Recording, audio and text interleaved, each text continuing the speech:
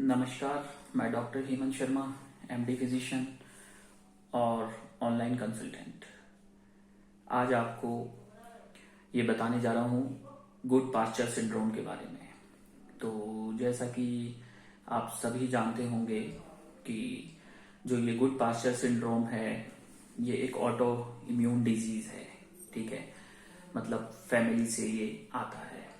एंटीजीबीएम antibodies इसमें बनता है। तो अगर आप भी इस बीमारी से सफर कर रहे हैं और आपको ट्रीटमेंट चाहिए एंटीजी गुड पास्चर सिंड्रोम का, तो व्हाट्सअप नंबर डिस्क्रिप्शन में रहेगा, उस पर आप अपॉइंटमेंट बुक कर सकते हैं ऑनलाइन ट्रीटमेंट के लिए। तो गुड पास्चर सिंड्रोम क्या होता है, इसको हम पहले जानते हैं कि किसने बताया था ये गुड पास्चर सिंड्रोम है। तो गुड पास्चर सिंड्रोम को बताया था अर्नस्ट गुड पास्चर ने। ये एक साइंटिस्ट हैं जिन्होंने डिफाइन किया था गुड पास्चर सिंड्रोम को, तो उनके नाम पे ये गुड पास्चर सिंड्रोम पड़ा है।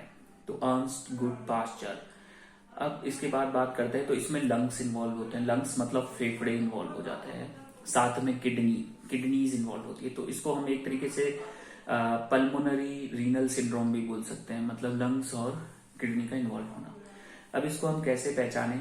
ये जो सिंड्रोम होता है इसमें मुंह से खून आता है, हेमोप्टाइसिस, और पेशाब में के साथ ब्लड आएगा, तो हेमाटूरिया होता है।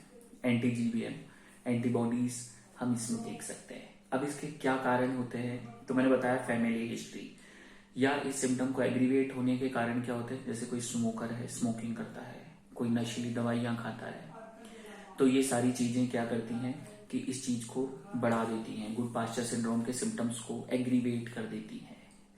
तो एग्रीवेट हो जाते हैं सारे सिम्टम्स गुड पास्चर सिंड्रोम के इन चीजों से। उसके अलावा गुड पास्चर सिंड्रोम जैसे कोई इन्फेक्शन हुआ उस समय भी एक्टिवेट होता है। अब लंग्स से खून क्यों आता है, मुंह से खून क्यों आएगा इसमें? क्योंकि जो एल्वियोलाई होता है लंग का, वहां पे इन्फ्लामेशन होता है, थोड़ा रप्चर होता है, तो इस वजह से खून आता है। अब यूरिन में ब्लड क्यों आ रहा है? क्योंकि यूरिन में ब्लड का कारण है किडनी में डैमेज होना, क्योंकि वहां पे anti GBM glomerular basement membrane antibodies deposit हो जाती है। तो डिपॉजिट हो जाने से क्या है, खून आने लगता है, वहां पे भी इन्फ्लामेशन करती है ये।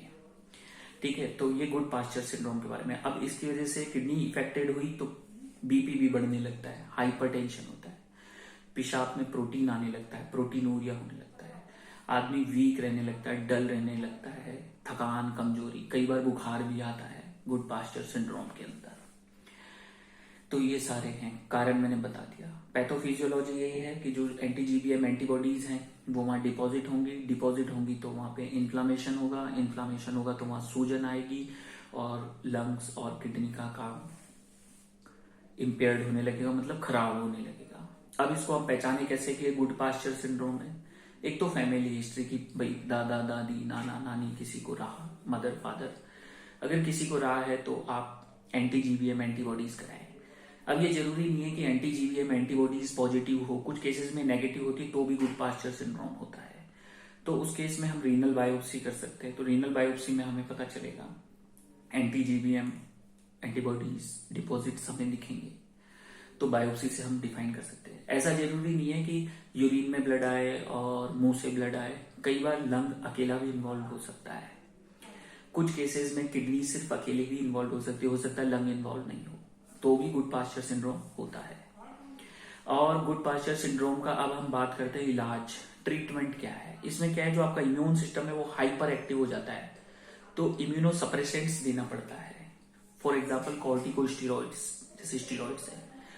और अगर एक्यूट सिचुएशन है तो उसमें प्लाज्मा एक्सचेंज करते हैं, हम प्लाज्मा एक्सचेंज करेंगे, क्यों? ताकि जो एंटीबॉडीज है उसको मैक्सिमम वॉश आउट कर सके। और high dose steroids acute cases में। और अगर क्रॉनिक केस है, मतलब लंबे समय से चल रहा है गुड पास्चर सिंड्रोम, तो उस केस में हम स्टेरॉइड्स बंद करते हैं, क्योंकि स्टेरॉइड्स के बहुत सारे साइड इफेक्ट्स हैं। फिर हम देते हैं इम्यूनोसप्रेसेंट्स और इम्यूनोमॉड्यूलेटर्स, इम्यूनोसप्रेसेंट्स देते हैं। क्यों? जो आपकी इम्यूनिटी को बिल्कुल सप्रेस तो ना करे, पर आपकी इम्यूनिटी को नॉर्मल रखे, ना ज्यादा कम कर दे ना बहुत ज्यादा एक्टिव करे, तो उसको ध्यान में रखना है। बाकी जो भी मेडिसिन के साइड इफेक्ट्स हैं उनको प्रिवेंट किया जाता है। और अगर आपको भी ये गुड पास्चर सिंड्रोम की बीमारी है तो आप ऑनलाइन अपॉइंटमेंट बुक कर सकते हैं। कृपया फोन ना करें, पहले व्हाट्सएप नंबर पे ही अपना डिटेल्स डालें, फिर वहां से अपॉइंटमेंट जब आपका फिक्स होता है तो फिर ट्रीटमेंट के लिए बात होगा। और वीडियो अच्छा लगता है तो लाइक करें, चैनल पे नए हैं तो सब्सक्राइब कर लें। थैंक यू, धन्यवाद। अगर आप भी किसी बीमारी से सफर कर रहे हैं तो वो कमेंट सेक्शन में जाके लिखे, मैं उस बीमारी के ऊपर भी बोलूंगा।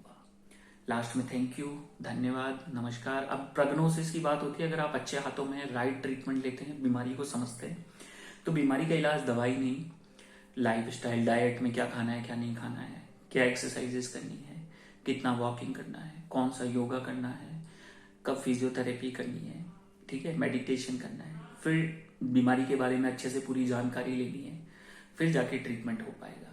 सिर्फ medicine is not a treatment, और खुद से कोई भी दवाई ना लें क्योंकि सीवियर साइड इफेक्ट्स होते हैं। लास्ट में थैंक यू, धन्यवाद, नमस्कार।